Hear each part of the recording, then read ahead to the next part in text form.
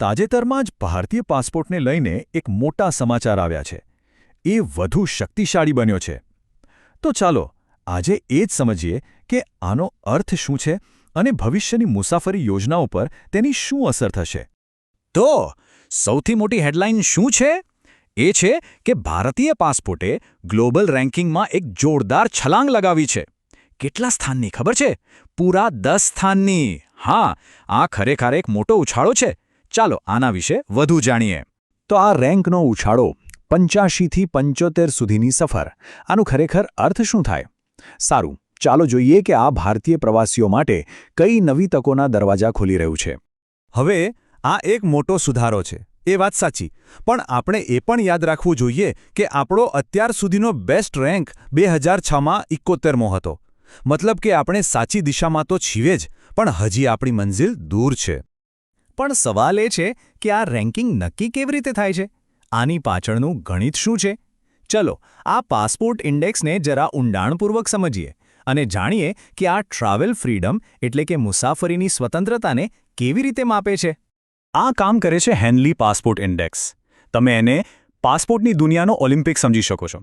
આ એક global standard છે જે એ નક્કી કરે છે કે કયા દેશનો પાસપોર્ટ સૌથી વધુ પાવરફુલ છે, એટલે કે કોને સૌથી વધુ ટ્રાવેલ ફ્રીડમ મળે છે. અને આનું ગણિત બહુ જ સિમ્પલ છે. રેન્ક જેટલો ઊંચો એટલી જ વધારે ટ્રાવેલ ફ્રીડમ. મતલબ કે દુનિયાના એટલા જ વધુ દેશોના દરવાજા ખુલ્લા છે જેનાથી આખી દુનિયામાં ફરવું ખૂબ જ સરળ બની જાય છે. તો સૌથી મહત્વનો સવાલ, આ નવા અને સુધરેલા રેન્કિંગનો ફાયદો શું? હવે ક્યાં ક્યાં જઈ શકાય છે? તો આ રહ્યો એ જાદુઈ આંકડો 56. જી હા, પૂરા 56 દેશો એવા છે જ્યાં હવે ભારતીય પાસપોર્ટ ધારકોને જવા માટે અગાઉથી વિઝા લેવાની કોઈ ઝંઝટ નથી. ત્યાં વિઝા ફ્રી અથવા વિઝા ઓન અરાઇવલની સુવિધા છે. હવે આ સરળતા મુખ્યત્વે 3 રીતે મળે છે. એક તો છે વિઝા ફ્રી એન્ટ્રી, મતલબ કે બસ ટિકિટ લો અને પહોંચી જાઓ. બીજું છે વિઝા ઓન અરાઇવલ, એટલે કે ત્યાં પહોંચીને વિઝા મળી જાય. અને ત્રીજું ઈ વિઝા, જે ઘરે બેઠા આરામથી ઓનલાઈન મેળવી શકાય છે. અને આ લિસ્ટમાં ઘણા બધા પોપ્યુલર ટુરિસ્ટ ડેસ્ટિનેશન્સ પણ છે. વિચારો, ભૂતાનની શાંતિ, માલદીવ્સના સુંદર બીચ, થાઇલેન્ડની નાઇટ લાઇફ, આ બધી જ જગ્યાઓ હવે ભારતીય પ્રવાસીઓ માટે પહેલાં કરતાં ઘણી વધુ સરળતાથી ઉપલબ્ધ છે. તો સવાલ એ છે કે આ રેન્કિંગમાં અચાનક આટલો મોટો સુધારો કેમ થયો? આની પાછળનું કારણ શું છે? વેલ, આનો શ્રેય જાય છે ભારતની વધતી જતી કૂટનીતિક શક્તિ અને સારા વૈશ્વિક સંબંધો બનાવવાની કોશિશને.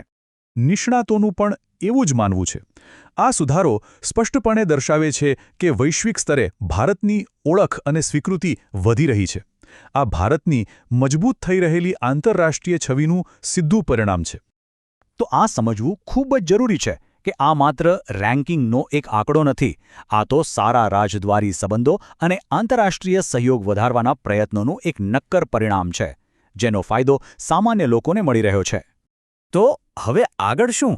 શું આપણે એવી આશા રાખી શકીએ કે ભારતીય પાસપોર્ટ ભવિષ્યમાં હજુ વધુ શક્તિશાળી બનશે? ચાલો આગળની તકો અને હાલની મર્યાદાઓ પર એક નજર કરીએ. આ સ્લાઇડ પરથી પરિસ્થિતિ એકદમ સ્પષ્ટ થાય છે. એક તરફ એશિયા, આફ્રિકા અને કેરેડિયન જેવા દેશોમાં જવું સરળ બન્યું છે, પણ બીજી તરફ યુએસએ અને યુરોપના મોટાભાગના વિકસિત દેશો માટે હજી પણ અગાઉથી વિઝા લેવા ફરજિયાત છે. તો ભવિષ્યનો રસ્તો શું છે? જો ભારત પોતાના દ્વિપક્ષીય અને બહુપક્ષીય સંબંધોને આ જ રીતે મજબૂત કરતું રહેશે તો ચોક્કસપણે પાસપોર્ટ રેન્કિંગમાં હજુ વધુ સુધારો જોવા મળશે. અને આ આપણને એક બહુ જ રસપ્રદ સવાલ સાથે છોડી જાય છે.